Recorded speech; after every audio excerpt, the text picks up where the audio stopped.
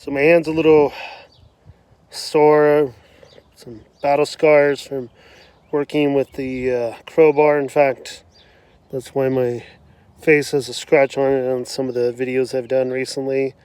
And that's okay with me. I love these scars, I love these scratches, because I have a project. I'm trying to complete something.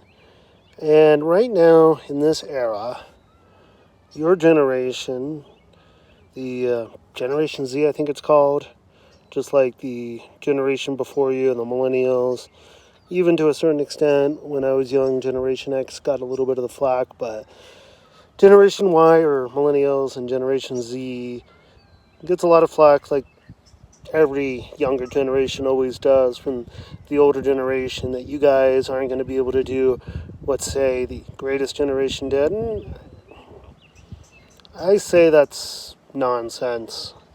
You guys will step up to the challenges of your time, just like my grandfather did in his time, and he wasn't technically a part of the generation that fought in World War II.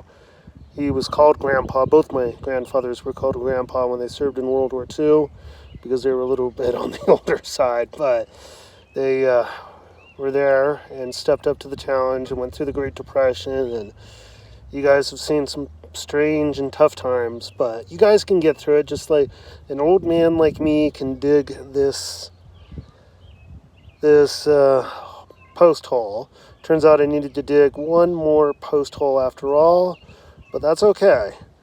And I only have 8 more inches to go to get my full 2 feet. So how many inches am I at right now?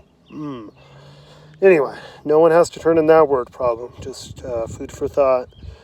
And anyway, whether it's a post hole or it's a math problem, it could be something benign, just a problem to get a good score to get into graduate school or pass the SATs, or it could be the equation that figures out cold fusion, or the equation that finds a cure to some type of cancer. It could be an equation that helps you to make a little bit more money to support your family. It might not even be math, not specifically. It might be some of the critical thinking that you learned, like the idea of substitution, and substituting something for something else and then putting it back in order to solve some problem that's more qualitative in nature, which means it's not necessarily something you would apply to numbers, strictly speaking. But it doesn't matter. There are problems in this world, just like there are ditches to dig, and you can solve them. I also got this boulder out of my way, this huge rock, and it got me to thinking, I really don't like The Rocks, by which I mean actors named Dwayne Johnson. If you think about it, his recent work hasn't been that good.